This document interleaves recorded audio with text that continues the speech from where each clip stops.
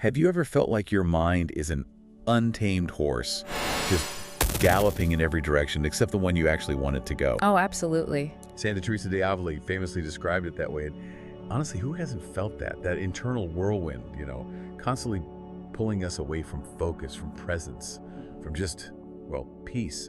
Welcome to the Deep Dive, our journey into the fascinating world of cognisium. Today we're plunging into this really rich array of sources, everything from ancient mystical texts to cutting-edge neuroscience, and it's all about meditation. But this isn't just about understanding a practice, right? It's a deep dive into that journey to tame the inner horse, maybe calm the mental storm, and ultimately unlock some really profound insights into ourselves and, well, the world around us. So our mission for you today is to kind of cut through all the noise out there, synthesize some timeless wisdom with modern scientific discoveries, and deliver the most essential knowledge. We want you to not just understand meditation, but to really begin mastering your inner landscape. We'll explore the common threads, the things that bind these diverse traditions together. We'll uncover some truly surprising and often kind of hidden gems, and really importantly, give you a practical, actionable guide for applying these powerful techniques in your everyday life. Joining me to navigate these rich, often complex waters, and to help us truly understand why all this matters, is our expert guide. Indeed. And what's truly fascinating here, I think, is how traditions spanning millennia and continents, from ancient Egypt and Buddhist monasteries right up to modern neuroscience labs, they all seem to converge on a set of core principles, even though they offer wildly distinct paths to get to, essentially, the same destination. Right. So we'll highlight where these paths align, sometimes in really surprising ways, and also where they diverge, giving you a more holistic, nuanced understanding that goes beyond just one single school of thought. Today, we'll look at the fundamental challenges, the ones basically every meditator faces. We'll explore the surprising benefits that go way beyond just, relaxation, and we'll dive into specific, pretty intriguing techniques, everything from simply counting breaths, which sounds easy but isn't always, to the profound symbolism of visualizing something like an Ouroboros. Wow. Yeah, and we'll also equip you with practical strategies for overcoming the mind's natural resistance. Because it does resist, backed by insights into how your brain actually changes, like on a physiological level as you practice. It's basically a complete roadmap to inner mastery. Okay, let's unpack this then. As we start this journey into meditation, maybe one of the first most humbling surprises is just how inherently unruly our minds actually are. It's really not about instant perfection or some magical aha moment on day one, is it? Not at all. Our sources highlight this across the board. This isn't an easy ride. It's almost funny, if it weren't so frustrating sometimes, how quickly our minds just rebel. One text notes quite vividly that if our bodies were as irresponsible and, well, disobedient as our minds, we'd never cross a street alive. That's a good one. And so true. Right. We sit down, intending to focus on just one thing, maybe our breath, and bam. Within moments, we're mentally replaying last night's awkward conversation, Sure. or maybe drafting a grocery list, or even, I know I do this, planning next week's errands with, intense detail. The to-do list mind. Exactly. Our thoughts just gallop in every conceivable direction except the one we've chosen. And this is exactly where Santa Teresa de Avila's vivid analogy comes in, the human mind as an untamed horse that will go anywhere except where we want it to go. It really resonates. Such a powerful image. It is, because it captures that sense of a wild, powerful, yet utterly undirected force inside us. Just the act of trying to meditate often makes us acutely aware of this inner chaos, this constant mental chatter. And that can be quite a revelation, maybe even a bit discouraging for a beginner. But what's truly fascinating here, if we look across the history of these practices, is that this isn't some modern problem unique to our hyperstimulated world. Not at all. This struggle against the wandering mind, it's deeply recognized in ancient practices too. Our sources show this battle is just a universal aspect of the human condition. It's not some personal failing. That's actually really comforting to hear. It is. Think about Cassiano, a 4th century monk. He described the early stages of meditation as an interminable and exhausting fight against the mind's desire to wander. So this tells us people have been grappling with this fundamental challenge for centuries. It really validates your own experiences. If you've ever tried to sit down and just be, you are definitely not alone in that struggle. Right. And if we broaden our perspective a bit, Modern understanding, say from sources like the Warrior's Meditation, offers a scientific reason for this resistance. It talks about our brain's, well, lazy tendency to resist new perspectives and conserve energy. It prefers to stick with existing mental maps, those well-worn neural pathways. Like taking the easiest route. Exactly. Think of it like a forest. Your brain would much rather use a beaten-down path than try to blaze a new one through dense undergrowth. It's just easier. Changing these deeply ingrained mental maps, shifting your default mode network, it's actually inherently stressful for the brain. It perceives it as requiring more energy, so it defaults back to comfort, back to the familiar. Which brings up a really important question. How do we work with this tendency rather than constantly fighting against it? Yeah.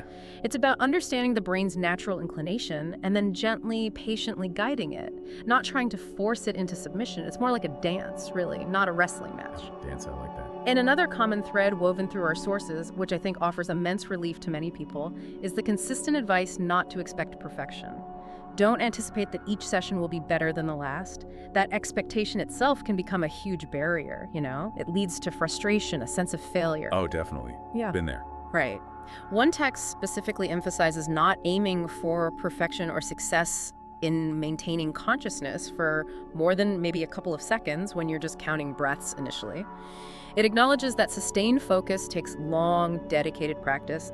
And Emerson's quote about roses, "The roses under my window make no reference to former roses or better roses. They are what they are." That just beautifully captures this need to release expectations. That's lovely. Isn't it? It encourages us to simply engage in the practice as it is, right here, right now, in this moment, allowing each experience to unfold without judgment or comparison to past sessions or some imagined future perfect session. This mindset transforms the practice from feeling like a performance into more of an acceptance, a quiet engagement with reality just as it presents itself. It's a really powerful lesson in self-compassion for the journey. Okay, so that image of the untamed horse really sticks with you, and the idea that our brains are, naturally resistant to new pathways. Yeah. Yeah, it sounds like we've got our work cut out for us. A little bit, yeah, but manageable. So the big question becomes, if our minds are this wild, how do we even begin to guide them? What kind of reins do we use? Thankfully, our sources present this fascinating array of methods. Broadly, they seem to fall into what we could think of as more structured approaches and then more unstructured ones. That's a good way to categorize them. For many people, especially beginners, the journey often kicks off with those very structured meditations. The common thread here seems to be disciplined, consistent focus, often on something really simple and accessible, like just counting breaths. The basics. Yeah, one source advises starting with this for maybe a couple of months before moving on to more advanced techniques. This foundational work helps establish a baseline of mental discipline. It's like putting reins on that wild horse for the very first time. It's about building a habit, a rhythm, and just a gentle familiarity with directing your attention, Training that muscle of focus without overwhelming it. It seems like essential groundwork. It really is. You need that foundation. But then, once that foundation is maybe laid, we encounter what's termed unstructured meditation. This is where you choose an image, maybe a concept, or even a problem, and you actively, intentionally explore its meaning, its nature, and your feelings about it. And it's really crucial to understand this isn't just free-form daydreaming or letting your mind casually ramble. No, definitely not. It's described as a focused, willed process of comprehension. You're not just letting your mind wander aimlessly.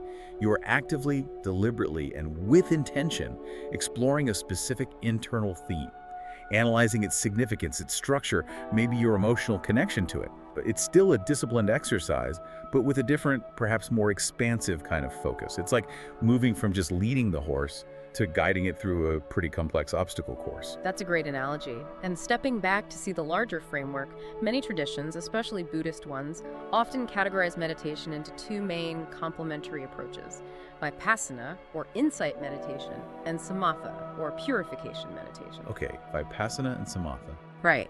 The Warrior's Meditation lays this out clearly, and our sources indicate these principles really underpin a vast number of practices, both ancient and modern. So samatha builds that focused, stable attention, the ability to concentrate deeply on a single object, much like your example of counting breaths. It kind of purifies the mind of distractions. Okay, concentration. Then vipassana, on the other hand, uses that sharpened, concentrated attention to gain deep insights into the nature of reality. often by observing the subtle, transient processes of the mind and body, uncovering the truth of, say, impermanence and non-self. So one builds the tool, the concentration, and the other uses that tool for discovery, for insight. Got it. Build the focus, then uses the focus. Precisely. And as you touched on, both types frequently use the breath as a primary anchor. The breath again. Seems central. It really is. Whether it's the simple act of counting breaths, or maybe mentally noting breathing in and breathing out, the breath is this universal, always present tool to return to the present moment.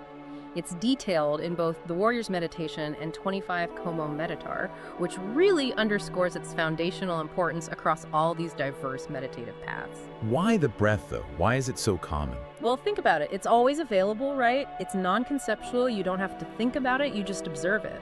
And it's perfectly suited to grounding that wandering mind, gently bringing it back from its mental trips without judgment. It's like your ever-present internal metronome. Makes sense? Always there. Now let's maybe delve into some less common but really deeply symbolic and powerful techniques that often get overlooked in, say, mainstream meditation guides. Ooh, okay. Hidden gems time. Kind of. Alchemical meditation introduces something called the Ouroboros exercise. This is not your typical beginner's stuff. It involves first entering this inner centered space. Often that's achieved through a preliminary retort exercise, which basically acts to contain and focus your consciousness like an alchemical vessel. Okay, like focusing inward first. Exactly. From this centered point, you begin to visualize polarities within yourself, positive and negative, maybe above and below, active and passive. You initially see them as a line. Then this line transforms into a snake, which unites its head and tail, forming a circle around your heart. A snake eating its tail around the heart. Precisely, the Ouroboros symbol. The instruction is to keep your consciousness as long as possible right at the very center of this line of polarities, feeling them kind of raying away from you, and then you bring this whole picture into a definite, unwavering focus. And this focus picturing can be refined using a technique from alchemy called solve et coagula. Solve et coagula. Sounds intense. It sounds like chemistry, but it's a powerful metaphor for a mental process. Solve means to dissolve, to break down a complex idea or feeling into its fundamental parts, to understand its raw essence. Then, well, another intriguing method from the same alchemical tradition, also from alchemical meditation, is meditating on natural processes like growth. For example, observing tree buds. It's a two-phase process. First, there's an outward focus, where you fully immerse your consciousness in the phenomenon through all your senses. Like really observing the various stages of a bud unfolding on a tree, its color, texture, shape, the way it subtly expands day by day. You really soak it in. Okay, intense observation. Then this is followed by an inward withdrawal. You close your eyes and you digest its essence in your inner world, allowing that sensory experience to coalesce into an inner understanding, an inner feeling of budness. And you repeat this cycle a number of times. The goal isn't just to observe a physical bud, but to grasp its archetypal form. Archetypal form. What's that exactly? Think of it as the universal, ideal pattern of budness or growth itself, the underlying principle. And you want to experience the dynamic process of growth, not just a static image. This unifies your outer sensory perception with your inner contemplative understanding, allowing you, the source says, to touch what is called the etheric form of the bud. Etheric form. Like it's life energy. Kind of, yeah. You can understand it as the invisible energetic blueprint, the life force pattern that gives rise to the physical thing. It's perceiving the underlying vital energy and blueprint of growth. The source emphasizes choosing processes intense with inner growth and experiencing it dynamically, feeling that life force. Fascinating. Moving beyond just the physical object. Precisely. Now, our sources also highlight the profound power of sound in meditation. Mantras and things like that. Exactly. Aprende a Meditar mentions mantras and affirmations as simple yet powerful techniques. It notes their virtue is in their simplicity, and they can be easily enriched with visualizations and concepts. Could be as straightforward as repeating peace or I am calm. Okay, simple but effective. But then, Carta Sobre Meditation Occultista reveals a truly fascinating and, frankly, somewhat perilous detail. Perilous? How so? It talks about ancient Sanskrit mantras and even more esoteric sensor mantras, of which apparently only 35 are known to a specific enlightened hierarchy. Only 35. Yeah, and these are described as keys, literal keys, to unlocking mysteries of various planes of human evolution. Their power, according to this source, is so immense that they are absolutely not for the common student. They're only imparted orally, person to person, during initiation preparation. Why so secret or dangerous? The reason given is pretty chillingly clear. Improper use by someone without the capacity to intelligently handle the invoked forces could be profoundly destructive. It could potentially cause grave consequences to one of their subtle bodies, or even damage their mental stability. Goodness. That really underscores a hidden, potent, and maybe rarely discussed aspect of mantra practice. It really does. It suggests that while simple affirmations are generally beneficial and safe, certain ancient sounds carry immense, potentially dangerous energetic charge. Handle with care, essentially. Definitely noted. What about other approaches, maybe more active ones? Yes. Osho's perspective, which we find in Osho Meditation La Primera y Ultima Libertad, offers a much more active, almost cathartic path.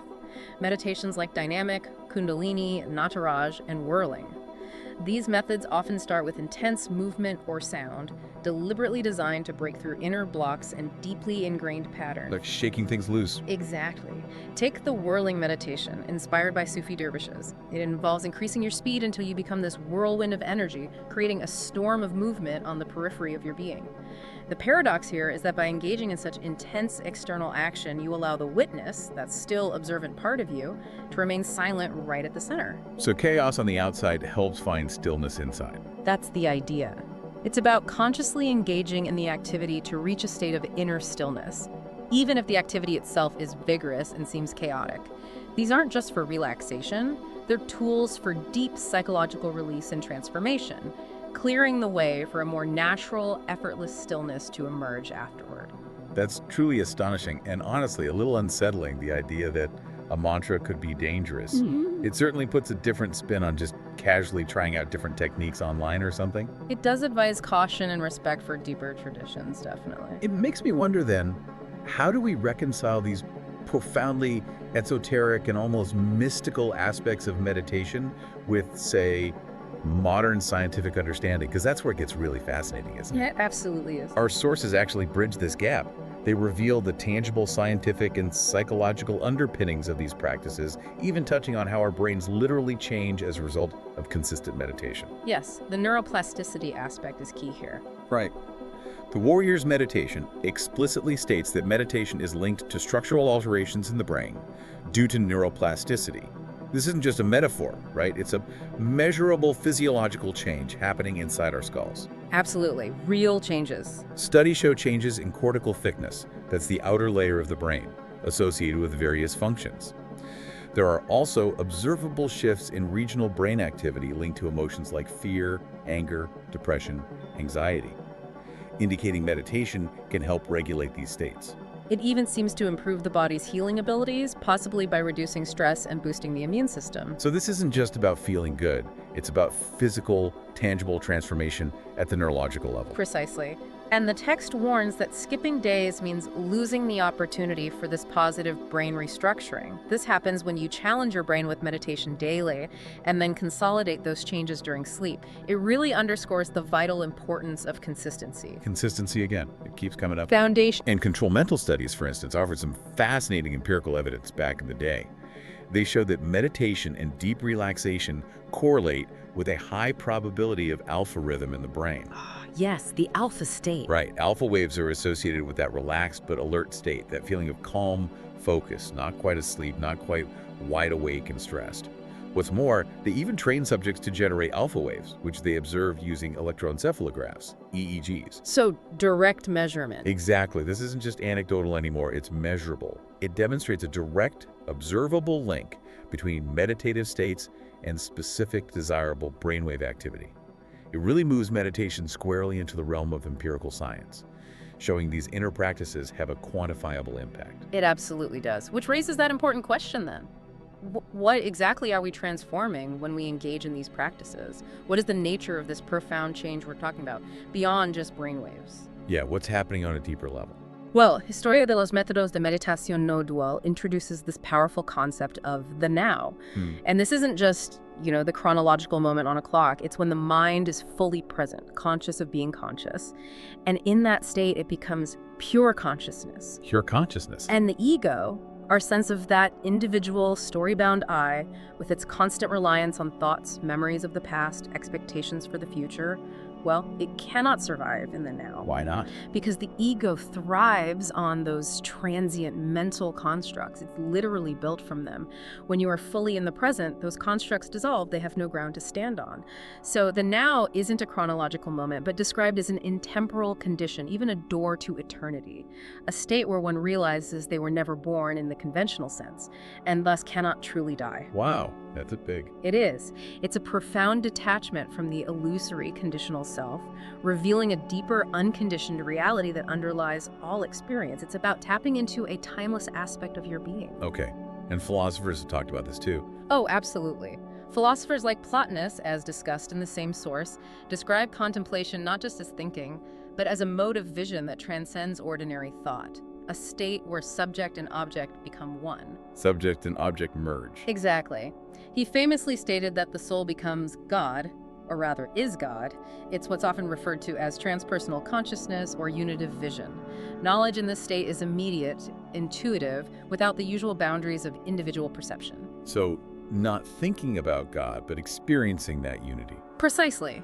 This isn't an annihilation of the self, like ceasing to exist. It's described more as a recovery of a superconscious nature, a condition that was never truly lost, only forgotten amidst the noise and constructs of the ego. It's an immediate, direct knowing where the perceiver and the perceived are unified, dissolving those artificial boundaries of separate existence. It offers a profound sense of connection to everything. Okay, that connects to another concept I saw mentioned. Luminous darkness. That sounds like a paradox. It is a profound paradox. Dionysius Areopagita and Philo, also referenced in Historia de los Métodos de Meditación no Duo, speak of this luminous darkness or divine darkness. Imagine a light so intensely brilliant that it appears as darkness to our normal perception because it absorbs all individual perception and distinction within itself. Like staring at the sun. Exactly. It's not about seeing God as some external object separate from you. It's about transcending that ordinary subject-object relationship entirely. Experiencing a oneness where the observer and the observed just merge. Philo describes Moses entering the darkness where God dwells, symbolizing notions hidden and without form about being. This isn't literal gloom, obviously. It's a state of profound clarity beyond conceptual thought, beyond what our ordinary senses or intellect can grasp. So it's a kind of knowing beyond knowing. You could say that. This profound insight really underpins much of what different traditions mean by union with Source, where the distinction between observer and observed collapses into an undifferentiated yet utterly luminous experience. It's a non-knowing that paradoxically becomes a higher, direct form of knowledge, like that temporary blindness after staring at the sun. It's overwhelming, a visual experience in itself, but not of distinct objects. It's a vision beyond ordinary vision. Wow, okay, heavy stuff. But what about bringing this back down to earth? How does this apply practically? Right, great question. And even amidst these profound philosophical concepts, we get incredibly grounded guidance. Epictetus, the Stoic philosopher, offers this. Do not pretend that events are as you want, but try to make events as they are, and you will live in serenity. Accept reality as it is. Exactly. This aligns perfectly with the mystical idea of uniting one's will with a higher universal will, finding peace by accepting reality rather than constantly fighting it with our desires and expectations. Epictetus talks about destroying the inner fortress of passions and fears, not by suppressing them, but by abandoning our attachment to external things and outcomes. Letting go of attachment. Yes, and recognizing the divine within rather than seeking it in external representations like statues or idols. It teaches that true freedom and tranquility come from letting go of the ego's endless demands and aligning with what is. Embracing reality as your teacher, essentially. That feels very practical. It is. And shifting gears slightly, in Christian mysticism, Miguel de Molinos, a 17th century Spanish mystic, detailed this progressive path through three forms of silence. Three silences, right. First, the silence of words, just refraining from outward speech. Simple enough.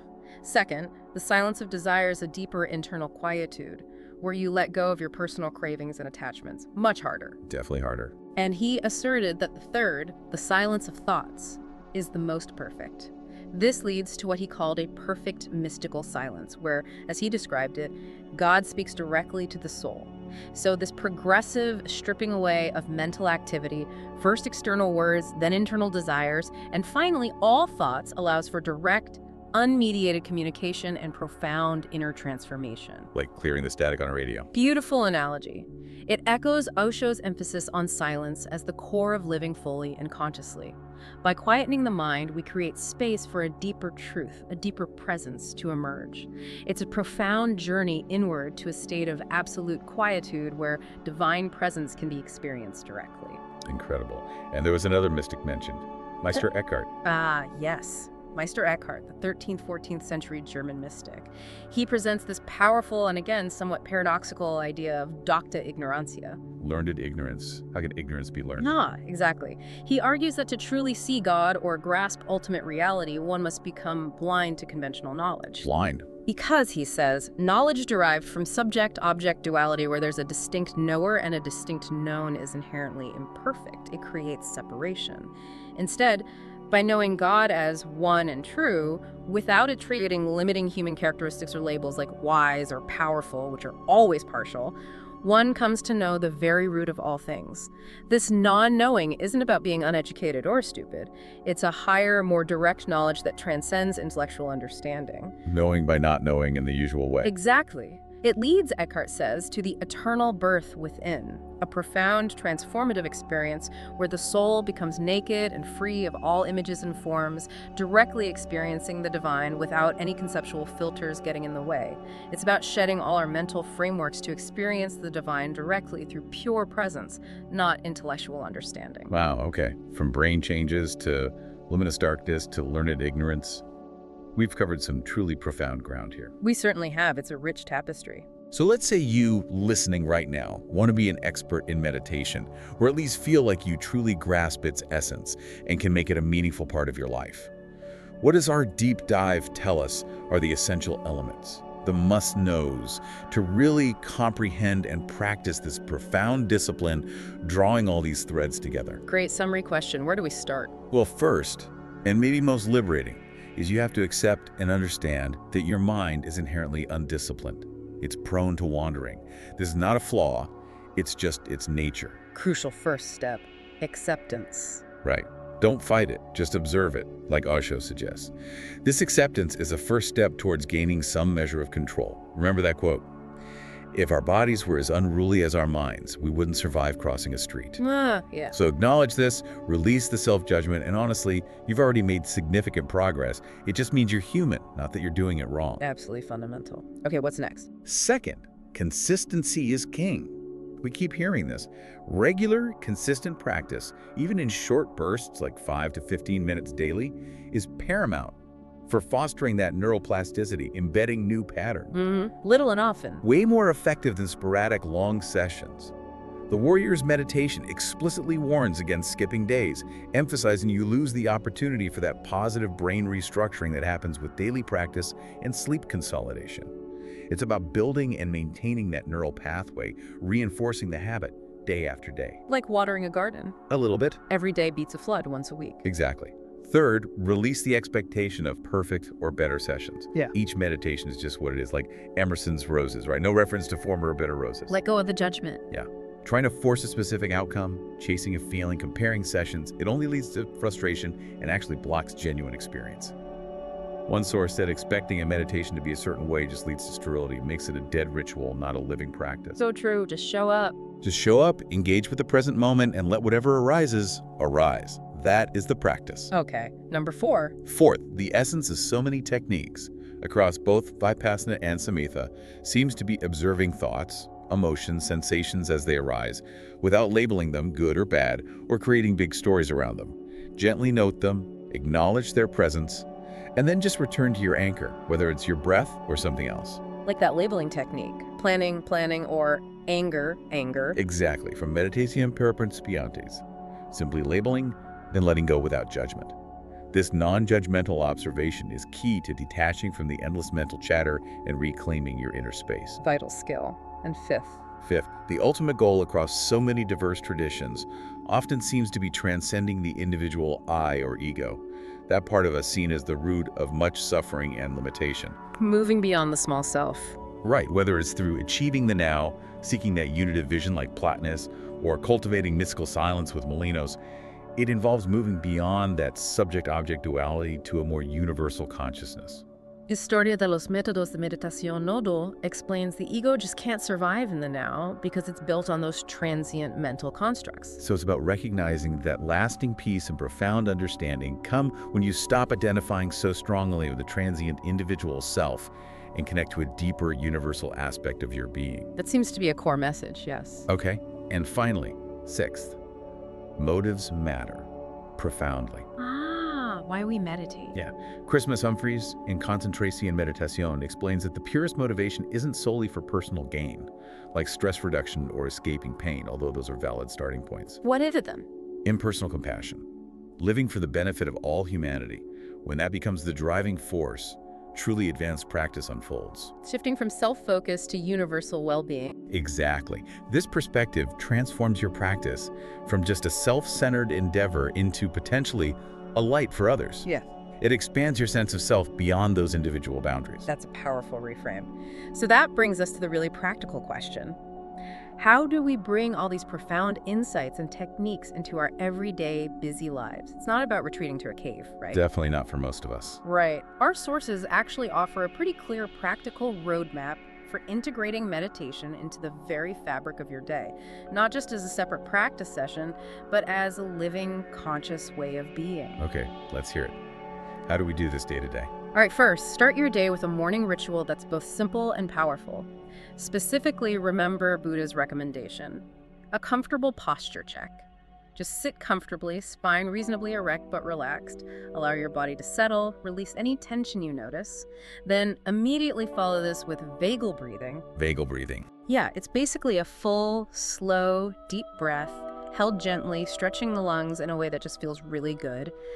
The Warrior's Meditation highlights this as a quick, almost surefire way to shift you from that beta, high-alert brainwave state down into an alpha, relaxed but alert state. Calms your nervous system right at the start. How long should we do it? Just 5 minutes right after waking, or even during otherwise inactive moments like, sitting on the toilet or waiting for your coffee to brew. Transform that dead time into productive self-care. And remember, Aprende a Meditar emphasizes comfort, so make sure your posture is relaxed, not strained. Okay, 5 minutes, vagal breathing. Got it. What's next? Next, turn moments of waiting into opportunities with what we can call the red light meditation, adapted beautifully from Aprende a Meditar. When you're at a red light, stuck in a queue, waiting on public transport, take just a minute. Smile gently at yourself, breathe deeply, consciously soften your face and your belly. Notice any excess tension in your body. Just noticing the tension. Yeah, then give yourself permission to gently shake it off or release it. Look around slowly. Take in your surroundings without judgment, then re-engage with your task like driving safely, with renewed attention and a calmer presence. This simple, brief exercise is such a powerful antidote to modern hurry and the frustration of waiting. Reclaim those lost moments for inner peace. I like that, using the lost moments. Exactly. Then integrate mindfulness into routine activities throughout your day. Remember Osho's point. If you are conscious, anything can be meditation. Anything, like washing dishes. Absolutely. It means consciously observing yourself during mundane tasks. Engage in a walking meditation, like in the Buddhist texts. Notice the subtle movement of your feet, the sensation of them connecting with the ground, the rhythm of your pace as you walk. Even as the source mentions, smoking is meditation. If that's your habit, focusing intently on the sensations, the smell, the taste, the feeling of the breath, the whole experience, without judgment. Bringing awareness to ordinary actions. Precisely. Think about Zen monasteries. Christmas Humphreys points out that novices often work the earth, finding spiritual insight and presence in physical labor, not just sitting on a cushion. It's about bringing full, non-judgmental awareness to every single action. Okay. What about when strong emotions come up during the day? Good question. When intense feelings or thoughts inevitably arise, remember our earlier points. Don't repress them. Christmas Humphreys wisely warns against this, saying repressed emotions are like a dammed torrent. They'll find another, often more destructive way out. So don't stuff them down. No. Instead, pause. Fully feel the emotion, allow it to be there without resisting it, and gently label it like anger, or planning. Observe it without judgment as meditation moving through the sky. This technique keeps you centered, prevents you from being swept away by emotional storms. It lets them flow through you rather than overwhelm you. Feel it, label it, observe it. Okay. Then, before bed, try to engage in an evening practice, a short, dedicated formal session, maybe 10-15 minutes. Focus on the breath, perhaps use a simple mantra, or practice a loving kindness meditation. Loving kindness, how does that work?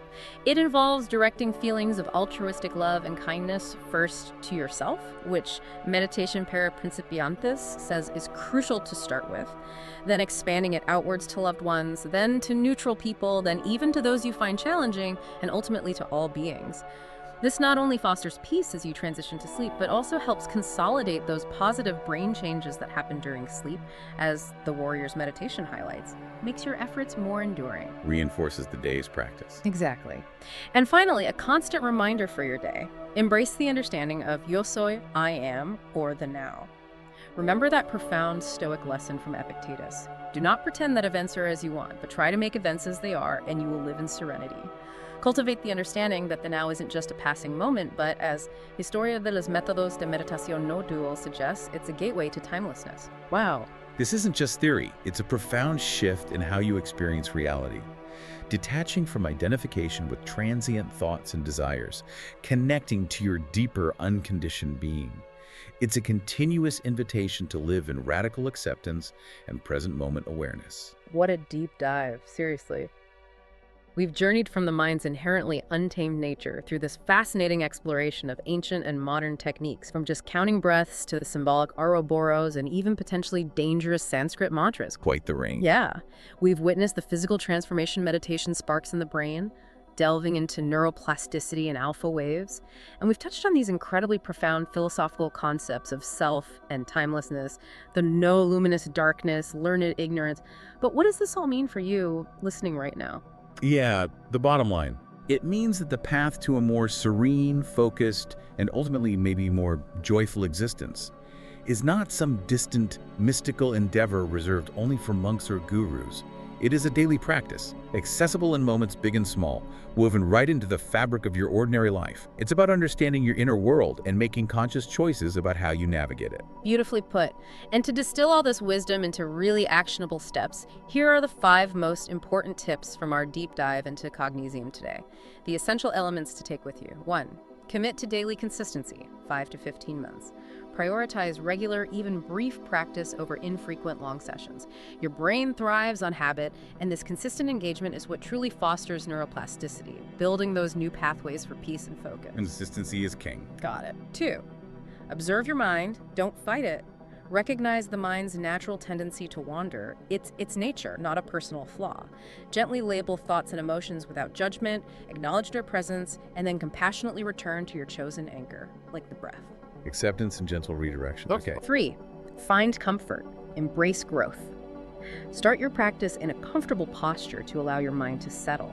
But also, be aware that your brain naturally resists change. Consciously choose to challenge that resistance by embracing new practices and perspectives, knowing that initial discomfort often leads to profound growth. Comfort to start, but lean into the challenge. Right. 4. Practice impersonal awareness in all actions. Engage fully in every task, no matter how mundane, by bringing conscious, non-judgmental observation to it. This elevates action beyond the personal ego, transforming everyday life into a continuous meditation, a path to deeper presence. Make everything meditation. And 5. Shift focus inward, transcend the I. Understand that lasting peace and profound knowledge often come from detaching from external desires and identifying less with that individual story-bound ego. Connect instead with your deeper, universal being, the timeless now, which our sources reveal is the true source of your profound inner landscape. Go beyond the ego, connect to the deeper self. Okay, those are powerful. They really summarize the core journey, I think. Yeah. And ultimately, the journey of meditation reveals that this quest for peace and wisdom isn't really about acquiring something new that's external to you. It's much more about uncovering what has always been present and deeply inherent within you all along. So maybe the final thought to leave you with is this. What would your life look like if you truly embraced the profound truth that, as our sources suggest, you are the center and the light is within you, let it shine?